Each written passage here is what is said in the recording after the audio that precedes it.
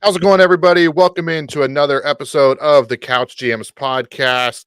If you're watching on YouTube, I brought out the orange background. I don't do that very often, but that is because Tyler Snyder, not Kempy, Tyler Snyder has joined us. It's been a while, buddy. How you doing?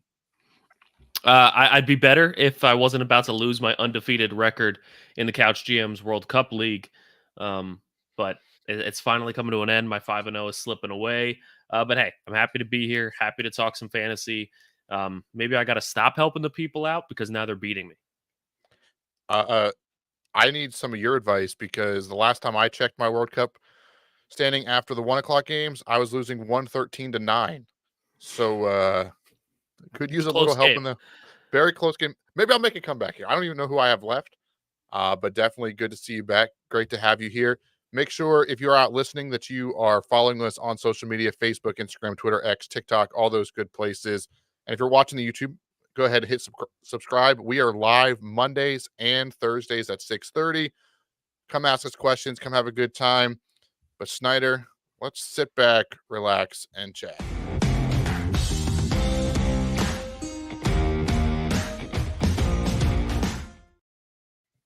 Alrighty, so traditional Monday reactions, talking all things week 6.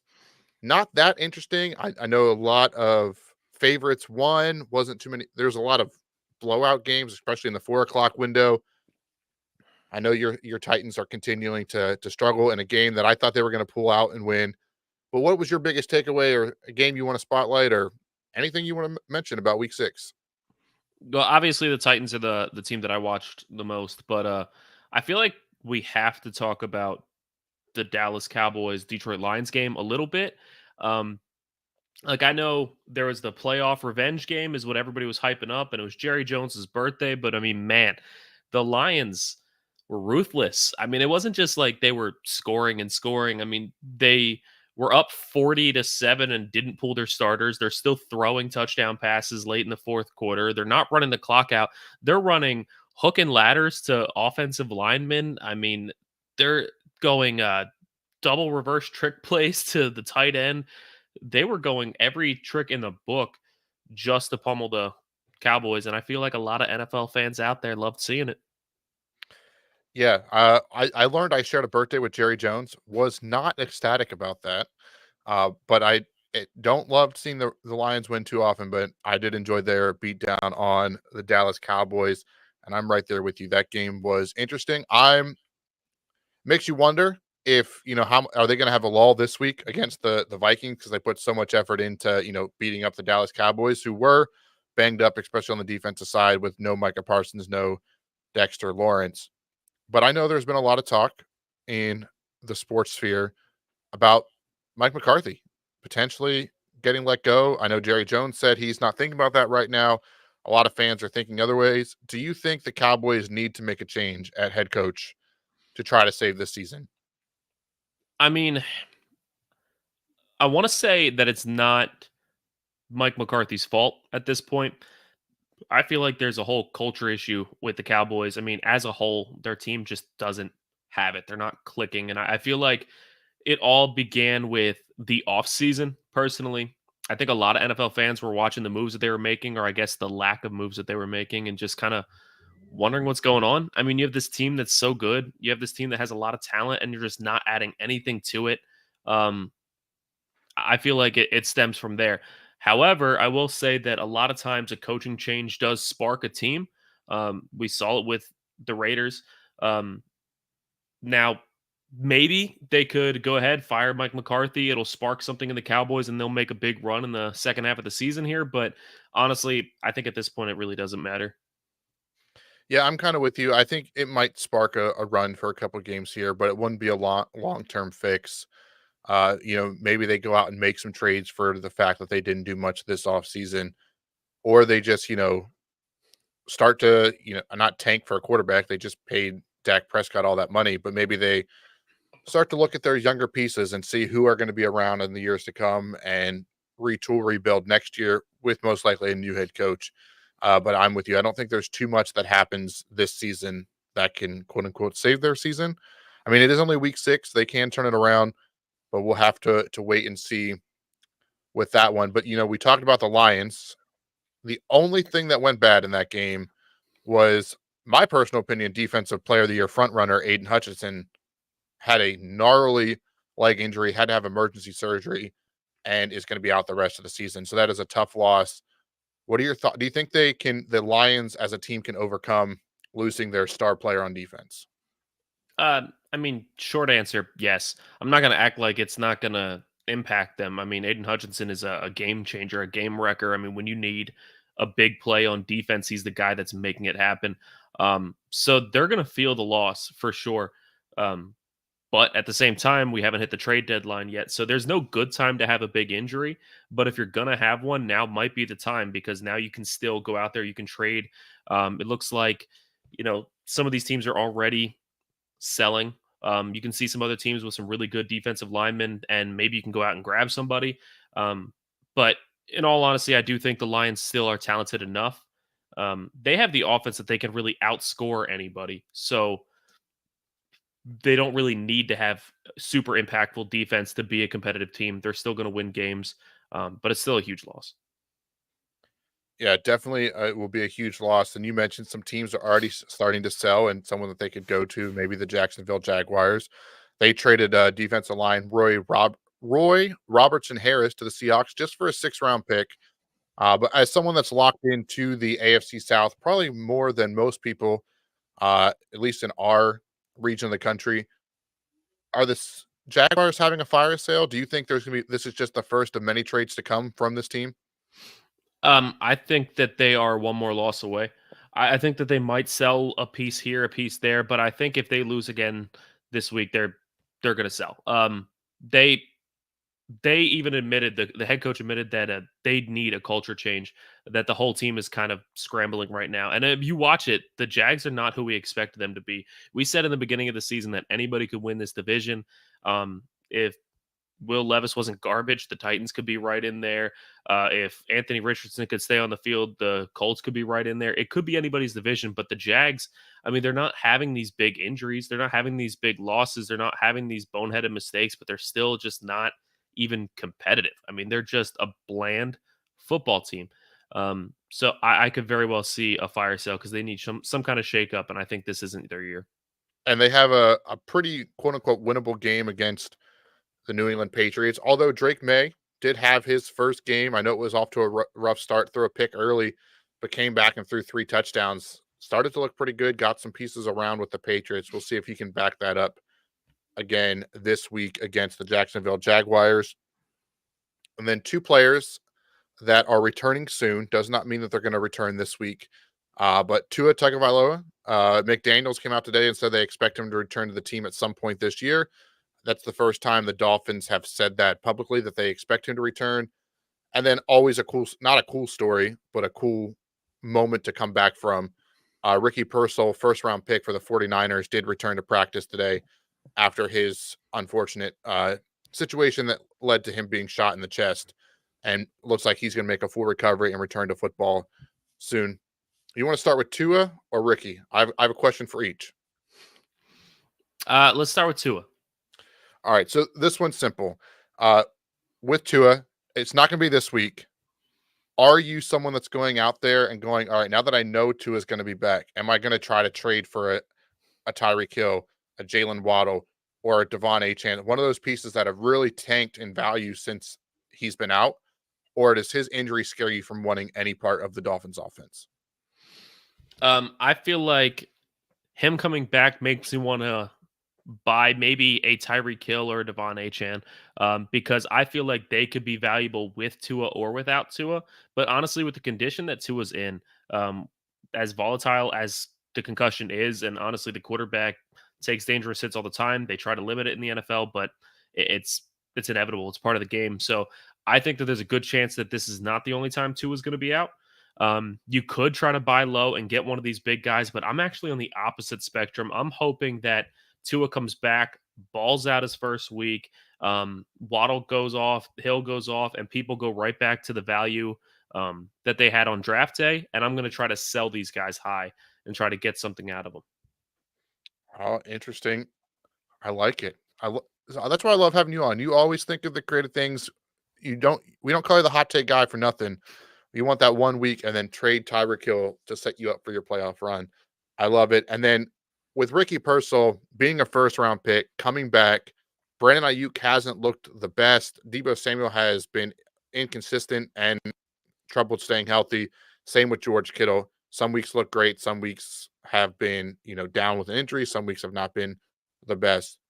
What role do you think he plays into this offense? And do you think it just muddies the water? Do you think it takes someone out completely? Or do you just have to wait and see? Well, I hate to use this comparison because it's so black and white, but I'm looking at Brian Robinson of the Washington Commanders. Had same thing, got shot, came back, and I feel like it's going to be the same kind of situation where he's going to play, but you're not going to see a whole lot of him in his first year. They're going to ease him back in. Try to get him up to speed. I don't think that fantasy wise, this is the year for Ricky Pearsall. He might have a game here or there where he really flashes because the 49ers are so talented that they can go off at any time with anybody. But I feel like there's too many mouths to feed, and he's coming back from a life threatening incident that was truly horrific. So I don't think it's going to be any kind of rushing. I would say stay away from Ricky Pearsall for this year. Yeah, and I do think the only caveat with that be things could change if like an Ayuk and Debo go down in a couple weeks. He Right. might be forced into it, but I don't think it's someone that you're stashing to your point. So I'm in lockstep with you there. But since we're talking about, people that we're putting on our rosters, stashing, trading, we did got a question here from the business circuit.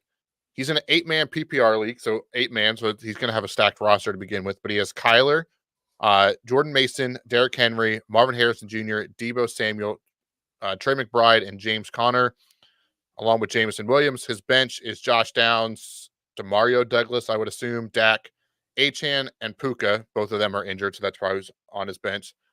Would you trade Derrick Henry for CD and Cooper Cup? So with that's a lot to take in. I mean, Derrick Henry has scored at least one touchdown in every game so far this season. You would think eventually that's going to slow down, but he is playing. He's pretty consistent so far there in Baltimore. You're the biggest Henry fan that I personally know.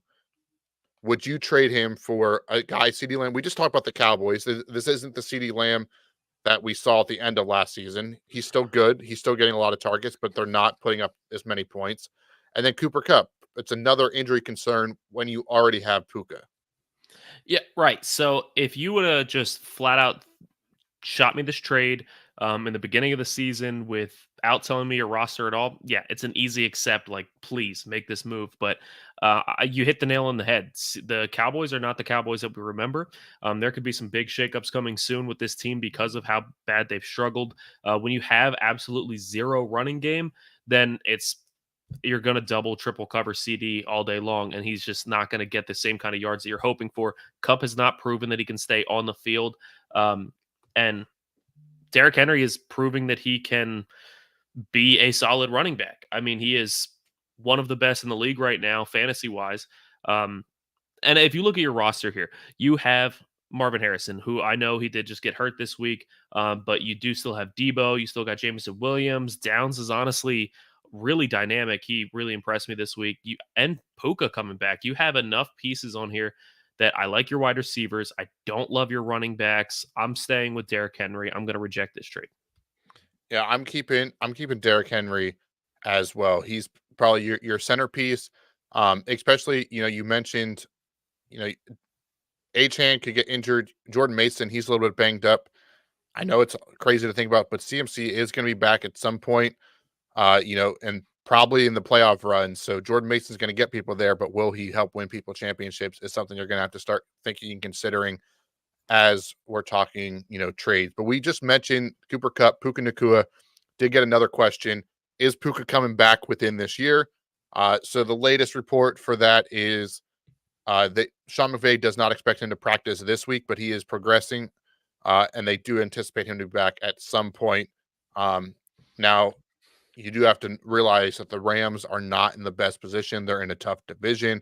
I'm not saying that they're ever going to tank or throw it in with Matt Stafford and Sean McVay at the helm as the coach and quarterback, but they're probably going to wait, they're not going to bring Puka back any earlier than he's 100% healthy, ready to go, no risk of injury. So I'd imagine that's going to still be another week or two until he's back practicing, and then they'll probably slow roll him back into game action. So in terms of However, fantasy, could be a however, couple more Cody, weeks. I will say now you could tell by this question that some people are getting frustrated waiting for Puka to come back and they're getting a little concerned. And I know there's plenty of teams out there that are struggling in fantasy right now. Maybe you got a 1-4 team or a 2-3 team that's looking at losing again this week, and they have Puka just burning a hole on their bench. This would be a really good time to go trade for Puka and see if you can get him cheap. Now, I'm not saying everybody will trade him cheap. A lot of people still like to hold on to draft value no matter what. And if people are over asking for Puka, leave it, let them have him. But maybe you can take one of these wide receivers that are having a good couple of weeks here, or maybe a fringe wide receiver that's been riding your bench, and go and get a top 3 round wide receiver in Puka that can come back in the playoff run and help you win the championship. Especially if you're sitting with 4 or 5 wins right now. After this week, the perfect time to go get Puka. Go get him. You'll have him for the playoff run, and honestly, only if you can get him cheap though.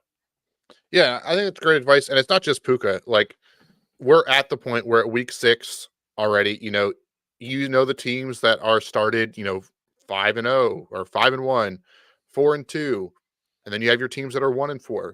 1-4 does not mean you're out by any means in Nope. fantasy football, but you can't stand still. You have to go make some trades. You might have to trade your first round pick for a guy taken in the 7th round just because he's balling out. Like, you have to get past your who you drafted and start looking at making trades. You might have to uh look into some different options out there for sure. But I think trading and working those waiver wires. I don't know about you, but I feel like the waiver wires this season have been pretty lackluster. Like, there Been hasn't been a horrible. guy that I've wanted to dump all my fab in those leagues. I haven't been too upset that I've had lower waiver priorities. So that's still going to come, but make sure you're working those trades and updating your roster on the regular, because that's how you're going to win. And just because you're 1-4, or even if you are winless, you can still make a comeback and still fight your way into the playoffs. Did have Marcus chime in and said, "Oh, no Cook tonight." I clicked on the wrong one. He said, "OG in the house." We'll talk about the no Cook in a little bit when we get to the Monday night game. Thanks, Marcus.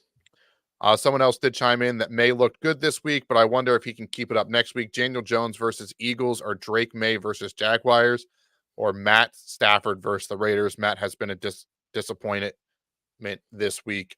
This is because he does have Dak Prescott on bye.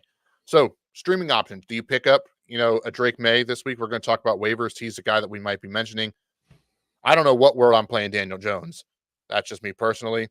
But so, and I know your takes on Matt Stafford, but I'll let you talk about this one. Yeah, I mean, especially with Cooper Cup, he may be coming back soon. He may be back this week, but he may not be. With Even if he does come back, he's still going to be very limited. He's not up to speed yet. I don't like the other options that they have right now. So I'm out on Matt Stafford. I'm out on Daniel Jones, especially if Malik Neighbors doesn't play again. But Drake May, he's got something to prove. He was on the bench. Now he came in. He's going to want to try to make a spark. He's going to be throwing with everything he's got. And the Jaguars, they're terrible. They're not a good team right now. This is a team that he can actually do something against. I'm not saying that Drake May is going to be lighting it on fire. I don't think he's going to be putting up a 30-point week and winning you your match single handedly. But I think he is probably, out of these three, my safest or favorite bet to at least put up a decent day. If you want to make sure you are guaranteed about 15 points from the quarterback position, I think this is the guy that I'm going to bet on. I like it. So why don't we just move right into our waivers? We're talking about players that we're going to pick up. Um, bye weeks are again among us. They mentioned Dak Prescott is on bye. There's plenty other buys as well. You just mentioned Drake May coming off the big game. He's probably going to be the one of the hotter waiver wires. Probably going to have to spend more fab on him this week. And then we talked about Tua. He was probably dropped in a lot of leagues. He's not going to be back this week. It might be too hard, depending on the buy situation, to roster him. But this is just a guy that you might want to get ahead a week earlier than a week too late. Is there any other quarterbacks that you're thinking about adding this week? Yeah, I mean, under the same line of Tua, I did see that there's some leagues out there where guys like Anthony Richardson were dropped because you have enough injuries or you have too many buys and you need the roster spot. Maybe you dropped Anthony Richardson last minute because you needed a quarterback. This is where you got to keep an eye on your waiver wire throughout the year and see if there's guys like this that are dropped. Because I mean, if you're struggling to quarterback, Anthony Richardson's got the legs, he's got the arm. Like this is a guy that can put up some points for you. It's another guy I'm going to keep my eye on. No, I like that. I debated putting him on our list as well. Before we jump into running backs, let's do another fan question from Exxon, Xenon. Love and AJ for Lamar and Jamar, and Cook for Brees. Is this a fair win for me? So he didn't give us his whole roster. Right. Let's take it trade by trade. So Jordan Love and I assume AJ Brown for Lamar and Jamar. I think you want Lamar and Jamar in that Yeah, one. I mean that would make sense. AJ Brown is a phenomenal piece. I think Love is decent, but I mean Lamar is your top quarterback in fantasy, in my opinion. Josh Allen's phenomenal right now, but Lamar's got the running ability too. He can put up huge points, and Jamar Chase, he's only going to keep getting better as the season goes on. I like the Lamar and Jamar side for this. Don't know your roster, but I feel like with whatever So roster, that's the one I'm taking. he did just throw his roster in the chat, which we always appreciate. So he has Love and Darnold at quarterback, Cook, Kyron, JT, Tyrone Tracy, and DeAndre Swift at running back. So could definitely use an upgrade at the running back position. Then Tyreek Hill, he must be a dynasty or something because Tyreek Hill, Amra, J Jet is AJ and Cup. Like that's super stacked. Kittle and Kelsey. So he Okay, wants. so here's my question for you then, Xenon. In this case, I love the okay. I want Bijan, Brees, Lamar, Chase, no PPR. Um, yeah, for sure. You got to trade one of these wide receivers for a running back. I wouldn't be looking at AJ for Jamar. I'm looking at uh, AJ for any running back that's worth something. So if you want Bijan and Brees, that's a lot in a trade. I'd be really surprised to see somebody give up all that. Yeah, and this the other trade though was like I mean, if you do Love and AJ for Lamar and Jamar, I think that's good. That helps you with running back and improves your quarterback position. And then Cook for Brees. We're going to talk about it. James Cook isn't even going to play this week. I know Brees has been inconsistent, but I still like his upside. They're doing a coaching change as well, so I wouldn't hate either of those trades. But it sounds like you got a stacked team, so you know how to trade for sure. And then he also just threw in here the Bijan manager wants Jay Jettas only, and that's the end of the conversation for me. I would keep Jay Jettas over Bijan, and I think Bijan's really good, but I would keep Jay Jettas for that. Yeah, I agree. All right, let's get back into some more waivers. I said running backs before I went into that one. There's a lot we want to talk about. So let's go to wide receivers. This one is a little bit lighter this week, so we can go through this one a little bit quicker. Only two teams on bye, though, by the way, before we start hitting those weeks of 6. It's the Bears and the Cowboys.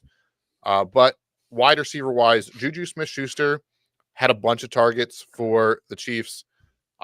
Is he the guy that's going to start taking out now that, Rashee Rice is going to be out for a while? That's a name to watch. And then you mentioned Xavier Legette. This Panthers offense has been putting up points since Andy Dalton took over. I did forget to mention that they are opening the practice window for their second round pick, Jordan Brooks.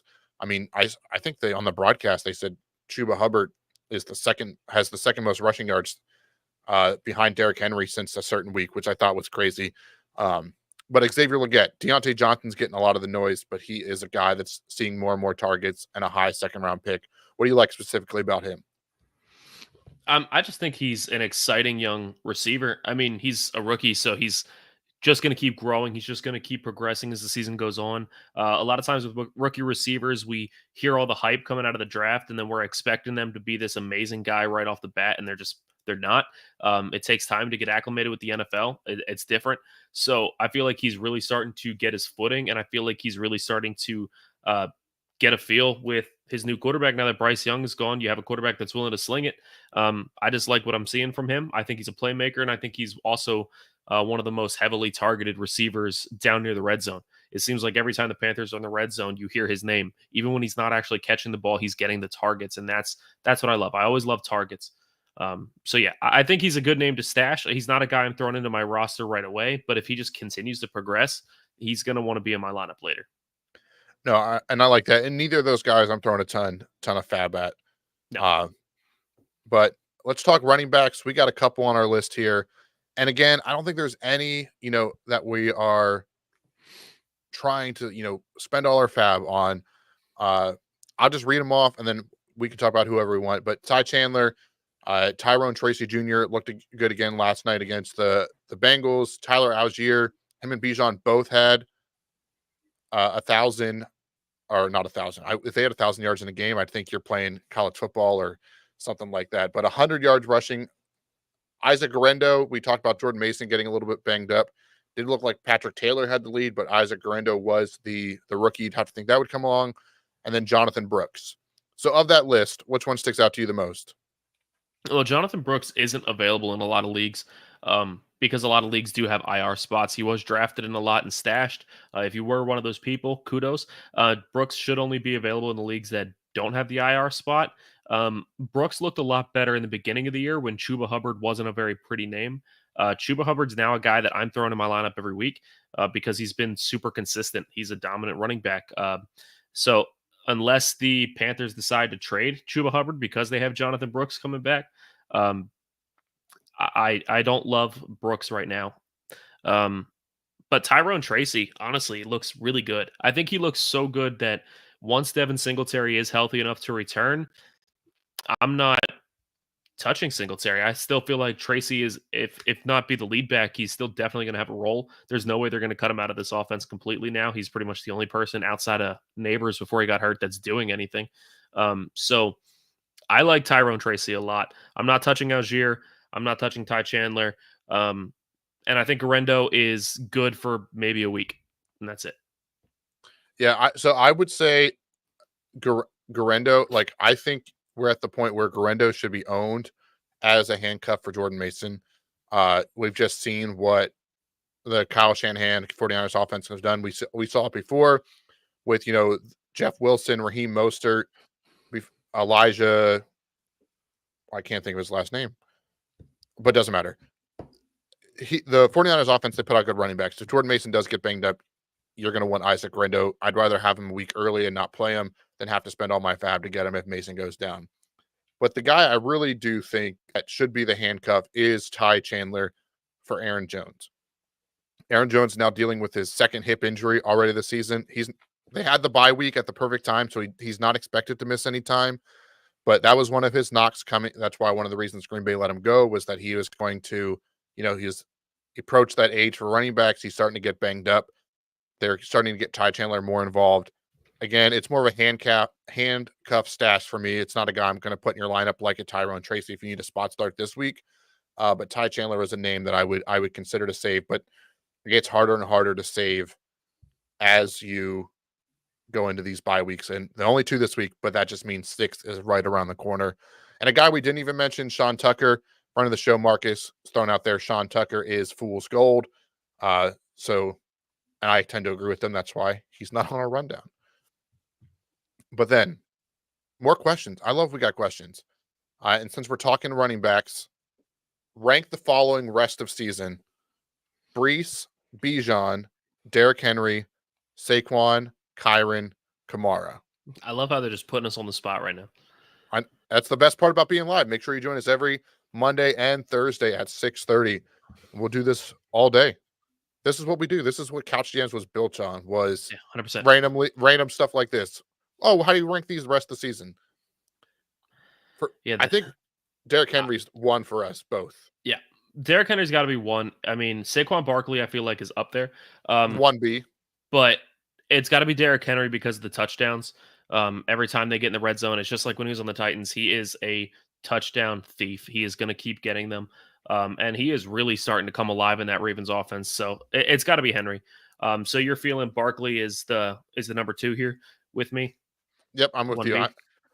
And then I think there's probably a little bit of a separation gap. Yeah. See, I feel like the Rams offense has me scared away from Kyron Williams. I'd probably put him at the bottom of my list personally. Um, It's either him or Kamara at the bottom then for me, just because of the Derek Carr injury. Rashid Shaheed's now banged up.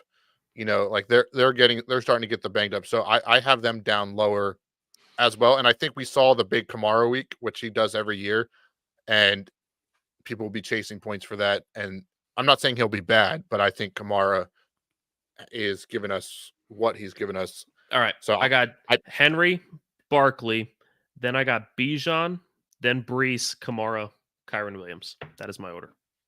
so I would agree, except I would switch Kyron and Kamara. I'd put Kamara last, I think. Okay.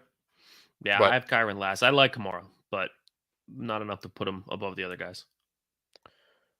for sure. Speaking of Kamara, Xenon is still asking questions about Love it. his team. I love it. Should he target Jalen Hurts and Kamara as well? Dude, man, you target everybody. Fine.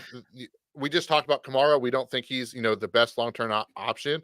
But so maybe that means you're not giving up, maybe that's a guy you're going to move one of your wide receivers for, or maybe even consider moving Travis Kelce at this point for, Honestly, yeah. a guy like Kamara. See if you can get some name value. And then Yeah, he dude, I mentioned feel like the only thing lacking on your team right now is quarterback and running back, but I feel like your wide receivers are stacked. You have enough that you can't start all of them. So what's the point in benching a top wide receiver when you can give them to somebody else and take one of their top running backs, top quarterback? Quarterbacks are also undervalued in fantasy, so you could easily steal a pretty good quarterback from somebody as well as a top running back for one of those wide receivers. And if I'm you, that's what I'm focusing on. Be careful. Don't get carried away with too big of trades. You don't want to go for the 4 for 4s and 5 for 5s because eventually you're moving so many pieces that things get lost in the shuffle. You're not really making a change anyway. You're just swapping teams with somebody. So keep the trades smaller and just focus on getting a running back for that team. Hurt, and he's got one other question. Talk about Derrick Henry this time. So, what kind of offer would you put together with Derrick Henry? His team, the Derrick Henry owner has CJ Stroud, I would assume, Gibbs and Montgomery, along with Tank Dell and Jameson Williams, Laporta, Puka, Allen, Watson, Mostert, A-Rod, Gabe Davis, and Fryermuth. Let's see. I mean, they have Gibbs and Monty, which is nice, but at the same This dude is time, definitely a Lions fan. Gibbs, 100%. Monty, JMO, and Laporta, Yeah, 100% a Lions fan. I mean, he sounds like he could still use a wide receiver though. And 100%. like that's where you could start to look at, and I'm not saying you go out there and trade. I scrolled back to look at his team. He has, both Tyreek Hill and Jay Jettas. I think they're off, but you have an AJ Brown for Derrick Henry. That could be something considered. Maybe you could do a Cooper Cup and something else for a guy like Derrick Henry. Uh, he's the Lions fan. If you want to throw Amra at him and just let him be all the Lions, feel free. He might finally be like, I got to stop here. But if you Yeah, could switch an Amra and someone else for Derrick Henry and Jameson Williams, I think you'd make out. yeah, it does make me nervous that he does seem like a Lions fan. He might not be willing to part with some of these Lions. You could always package 2 wide receivers and Travis Kelce for a Derrick Henry and Laporta.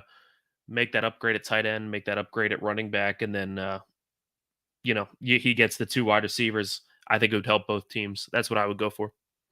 And he does have Kittle and Kelsey too. So again, he could probably throw one of those tight ends back based on name value and get the more better or the one that's better for fantasy rest of season. Another question here. Love the questions. Keep them coming. Marlon from YouTube says, "Hey man, should I trade Saquon and Ayuk and Bucky Irving for Jamar Gibbs and Chris Godwin?" All right. Should I trade Saquon, Ayuk, and Irving for Gibbs and Godwin? I No, don't think so. that's too much. You're giving up way too much. Gibbs also splits a lot with Montgomery. Gibbs is a solid running back, averaging around 15 per week. But we saw it this week. It could be a Montgomery week. Dude gets 20, Gibbs gets 10. I like the solidness of Saquon Barkley being the every down back. Um, a lot more than I like Jahmyr Gibbs, and then I feel like you're giving up too much with Ayuk and Irving for Godwin. Don't get scared away by 1 week of Trey Tucker or Sean Tucker. Just don't get scared away by it. Yeah, I'm with you. Uh, I think Saquon is better than both of those guys, and for me, I wouldn't give him up for those two. And you still have some nice pieces around there. So we're in lockstep there. And speaking of it, we didn't even mention it. David Montgomery did get a contract extension early Sunday Mhm. morning, too. So it's not like Jahmyr Gibbs is going to take over full time anytime uh, soon. And this is a 10-man PPR league. So Godwin is much better because he is getting a lot of receptions. So I definitely hear that, especially compared to a guy like Ayuk. But for me, I think the value in Saquon Barkley uh, makes the trade a little bit too heavy. Maybe you could counter with someone else, maybe take out Barkley and take out Gibbs if you really want Godwin and make it you know, an Irving and an Ayuk for a Godwin. Maybe you could try to swing something like that and take out the two big names. If your main target on that one is a guy like Chris Godwin, and then Xenon, he's throwing more in there. He said his offer right now for Derrick Henry is I'm on and Tracy and doesn't know if he should add more. Why? Start with that. That's a solid Let him one. counter. Let him Let him counter. Let counter. him say I need more. Uh, you know, Part of it is trying to get the best deal for you too. So that doesn't mean you always have to throw out as much. I would just say like if he says more or makes a comment like that's not even close, talk to him in the either reach out to him on your platform, reach out to him in the comment section if you got the number, or an email, send him a text, shoot him a text, and try to work him out. It always helps trades move along that way. Yeah, I mean, Cody can vouch for this. I'm a super annoying trader. I am the type of trading partner that a lot of people hate to have in their league because I will send a ton of trades and they will always be really lopsided in my favor to start. Um, because I want to show you who I'm interested in so that you can start thinking and then counter me. But as Cody has gotten so angry over the years, every now and then these lopsided trades, people just accept them. Um, you don't know what people are Hmm. thinking. Maybe someone's really frustrated with the guy you're going after, or maybe somebody has a weird love like George does with Cole Komet for the guy that you're giving up.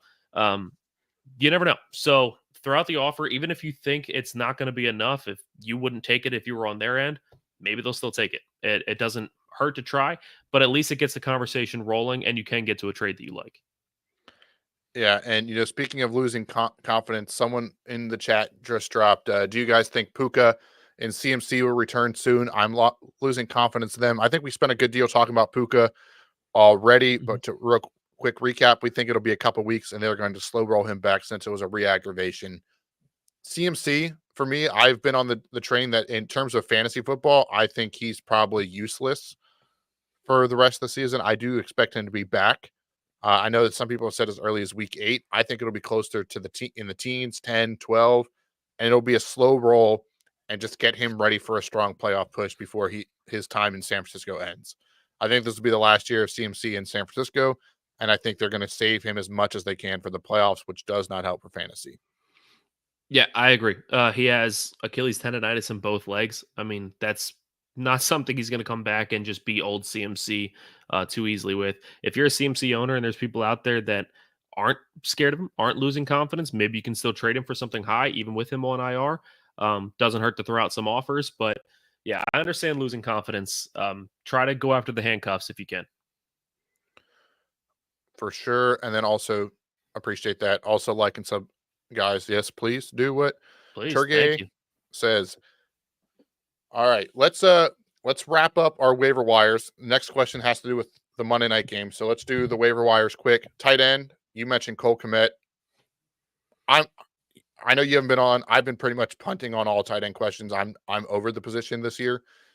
So tell people why Cole Komet. Yeah, Cole Kmet just seems to be the most consistent at this point. And by consistent, I mean he's guaranteed to at least get 5 every week, which is good for the tight end position because of how bad it is. So Cole Kmet is A red zone threat as well. I've said it in the past. If you watch our show a lot, which I'm sure you do, you know that I say that rookie quarterbacks absolutely love the tight end. It's one of their favorite things to do. If you're a rookie, you want that safety net, and Cole Kmet is that safety net, and he is having a good season with Caleb Williams. So I think that's just going to continue.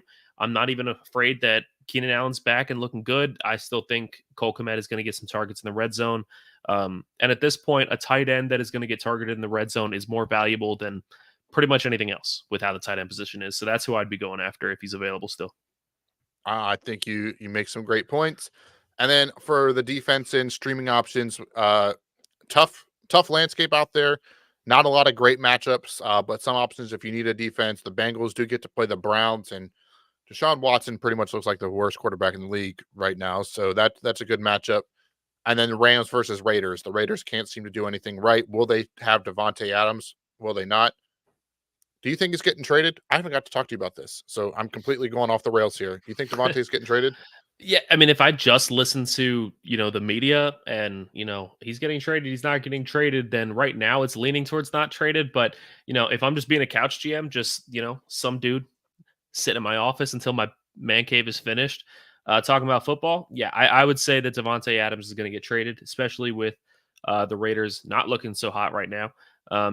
Why wouldn't you if you're the Raiders? Like, I know Devontae Adams is a big piece, but if you're the Raiders right now, you're not in a good position. You're not making a hard push for the playoffs or anything. I'd be moving Devontae Adams and seeing if I can get anything for him. I mean, if Devontae Adams was a 24, 25-year-old wide receiver and, we punt this year, but next year or the year after, he's still going to be good and young, sure. But he's been around the league for a long time. Wide receivers are not the position that you really want to have in the upwards or low to mid 30s. I mean, once you hit 30, you are pretty much out on wide receivers. So I'm trying to trade him. I'm going to try to get some value out of him if I'm the Raiders. It just makes the most sense for a rebuild. Alrighty, and let's talk about this Monday night game, which could be face the winner of this game might get Devontae Adams. That is the Buffalo Bills at the New York Jets. Big game. The Jets had fired Robert Saleh last week. They're looking for a spark. The Bills, they started out 3-0. They're looking at potentially going to 3-3 if they lose this one. So they're trying to stop the slide and losing streak. We did get a question, though. The big news, as Marcus mentioned, and I kind of spoiled earlier in the chat, James Cook is out. He's the big inactive this week. And we did get a question in the chat. Would you go with Davis, so that's Ray Davis, or Ty Johnson now that Cook is out? So you left Cook in your lineup. He's out. Which backup would you go with? Cody, I'll let you go with this one. All right. So the situation stinks for sure, especially because you have to imagine around the red zone, Josh Allen, like as the guy that we like to spend your money. I feel like Josh Allen anytime touchdown feels like a pretty safe bet this week. Now that there's no James Cook, I think despite him being currently listed as the third string, I would go with Ray Davis. I think we've seen Ty Johnson before. Ray Davis had a really good training camp and preseason. I think that they'll both be involved, but it might not be a lot of work. And this Jets defense is pretty good. So it's be a hard one to run against. I would actually go check your waiver wire before you lock in. If you have to pick between these two, my answer is Ray Davis. But go see if Braylon Allen's out there. I don't think he's going to be, significantly better, but I have a lot more confidence in him getting 10 points than I do either of those two. Yeah, I was just about to say that. I feel like Braylon Allen is probably your best bet because, I mean, I watched it in the Jets Titans games. As you know, I watch mostly Titans games and then I watch everything else. But Allen's good, and the Jets are trying to find a way to get him involved. So if he is out there, I like him better as well. I think that it's going to be a committee approach tonight, especially with nobody really standing out as being that dominant running backs. But yeah, Cody, I think you covered it well. All right, and he said that is his only two choices, and Fair that is enough. super unfortunate, and I completely understand that. It's basically a coin flip, and I would go with Ray Davis. That's what my gut tells me, and that's how I would play it out. And I wish you the best of luck. Hope And before hopefully, man. Hopefully, you don't need too many points from him. yeah, I know in the League of Record, I need 3 points from Braylon Allen this week. And it's like the I most like it. but it seems so scary. Like 3. I need him to get like 1 catch and 1 rushing attempt. That's all I need. And hopefully I can pull that one off. But anything else about this Monday night game that you want to mention? Just in case anyone's curious, we talked about the Bills. They are missing Ed Oliver as too, so that could be another good thing for the Jets running backs. And then no one really worth mentioning on the Jets that are inactive this week. Yeah, no, I have really nothing extra to say here. I'm really curious to see if the Jets kind of find a spark. The Bills are a really good team. I still think, even with the losing streak, the Bills are still going to be solid. But I want to see if the Jets find that spark and really start getting that offense going because they have not been the team that we've been expecting. And I'm really hoping for Brees Hall to click a little bit, man. It's been a frustrating season as a Brees Hall owner. I'm not losing confidence. I'm not giving up on him. But as a Brees Hall owner, like it hasn't been where we drafted him. No, completely. I think it's definitely, and he has all the talent too. Yeah. So we got one last question in here. It's from our boy Xenon. Don't even know if I'm pronouncing his name right. We ranked the running backs. Now he wants us to rank his wide receivers. So just to recap, rest of season, he has Hill, Jay Jettas, Amon Ra, AJ, and Cup. And for me, I think if we could probably say it 1, 2, 3, and we'll be in lockstep. Can you bring A- it up on screen? yeah, There it is. it's Thank you. thank you for reminding me. No, you're good. All right. 1, 2, 3. Jay Jettas. Yes, Jay Jettas is the first Thank one. you for not saying it on 3 like you. It was your idea. What are we doing? No, I was just saying we probably could. I think Wow. there's it's okay. Dude, you're a little rusty. I'm a little rusty working with you, but I'm glad to have you back. It's always good. So Jay Jettis is one. And I think that it gets a little interesting if you want to. You can convince me Amra or Tyreek Hill. I think they can be flipped depending on what your thoughts are on Tua. Like I'm putting Amra second for this. Yeah, I'm going Amra second. I don't think Okay. it's a flip for me. Um, I like Amra second, and I feel like Hill and AJ are honestly 3A, 3B. Yeah. I'm with you. Cup is at the bottom. And then it's basically what is your confidence in Tua coming back? If you think he's going to be back after this week, you could convince me at Hill being number 2.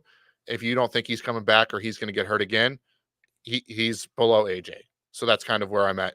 He has like an asterisk next to him because of the quarterback situation. Sweet. I think that wraps it up. Snyder, any last words for our fine folks before we get out of here and get ready to watch some Monday Night Football with our good friends Joe Buck and Troy Aikman? Yeah, man, I got your oddball fact of the day. I'm back. Oh, I forgot. Hang on, I got a bumper for that. If my screen stops moving, there.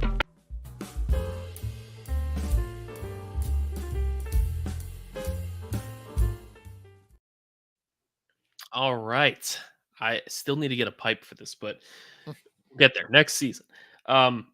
So my oddball fact of the day does involve the Titans. So I am sorry that it is a Titans fact, but it is interesting, I swear. And I mostly bring this up because I was watching the games this week, and I feel like penalties are always a killer, and they are so frustrating. So if you want to hear the most frustrating game in history, 25 years ago, the Titans committed 15 penalties for 212 penalty yards, the most penalty yards by one team in a game in NFL history. And they still ended up winning the game, beating the Ravens 14-11. 212 penalty yards on 15 penalties. Crazy, That couple pass interferences in there for sure. for sure. Wasn't a bunch of 5-yarders. That one's tough. I love the fact, and I'm sure that fact means even more to you that they beat the Ravens. Oh, of course. Yeah, anytime we can beat the Ravens, it's a good fact. For sure. So I was going to close the show, but we got one last question, and I think it's a fun Love one. it. So let's throw it in here. Do you think the Jets would be much better without Aaron Rodgers? Much better. I feel like much better is a stretch. I can kind of see what you're getting at. In my opinion. So I think Aaron Rodgers is still a phenomenal quarterback. I still don't think he's on he's completely fallen off a rock. I still think he's doing well. But what I feel like the Jets have some exciting guys on their team. They have some really dynamic playmakers. So having a quarterback that's playing the old style, just sitting in the pocket all day, I don't think it's good for the Jets. I feel like if the Jets had a Jalen Hurts or a Lamar Jackson or even a Josh Allen or somebody who could use their legs as well and really keep defenses honest, I feel like this offense would just be absolutely amazing. Um, so I do feel like Aaron Rodgers is holding them back in a sense to that level, but I don't feel like they'd be much better without Aaron Rodgers because he's still a top tier quarterback for sure. Yeah, I think, if they had the luxury to pick any quarterback in the league, they wouldn't pick Aaron Rodgers. Right. But who was like they didn't have that luxury. And don't forget, this team was unwatchable last year with Zach Wilson, Tim Boyle. And there Yeah. wasn't a ton of options out there. Best quarterback on the market right now is Ryan Tannehill. And as a personal fan of Ryan Tannehill, I think the Jets are better with Aaron Rodgers by a large margin than they are with Ryan Tannehill. Um, so as of right now, no, they are not better without Aaron Rodgers. Yeah, and I'm trying to think back to this offseason too, if there was any quote unquote quarterback movement. Maybe what they could be doing is hindsight 2020. Should they have, not let Baker Mayfield go to the Buccaneers on a 1-year deal? And then get re-signed? That was, and they pursued Rodgers so much. Should they have went after Derek Carr? Probably still could have got Devontae Adams, but should they went after a guy like Derek Carr instead of Aaron Rodgers, instead of putting all their money in the 4-time MVP? I don't think I would do that one. I'd probably still take Rodgers, but there's also a G behind my, head. So I'm definitely biased in that sense as well. Now I got another question for you. People just keep asking questions, but this will be the last one. Marcus wants to know from your oddball fact, was that the Titans or the Oilers then? It was the Titans. So, Marcus, you are old. And you said it, not us. I love it. But I think that's going to wrap it up because we'll sit here, be taking questions all night. We'd love to, but we got to get out of here, get ready for Monday Night Football, get ready for the rest of the week. Tyler, I loved having you back on the show. Hopefully we can. Man. I will be back on Thursday with George, and then I'll be MIA for a couple of weeks. Maybe Tyler will be popping in. Marcus will be back on the show, having a lot of good fun. Make sure you're following us on Facebook, Instagram, Twitter, X, all those good places at the Couch GMs. I'm Cody Roadcap. That's Tyler Snyder. Join us Thursday, and we'll do this all again. See you then.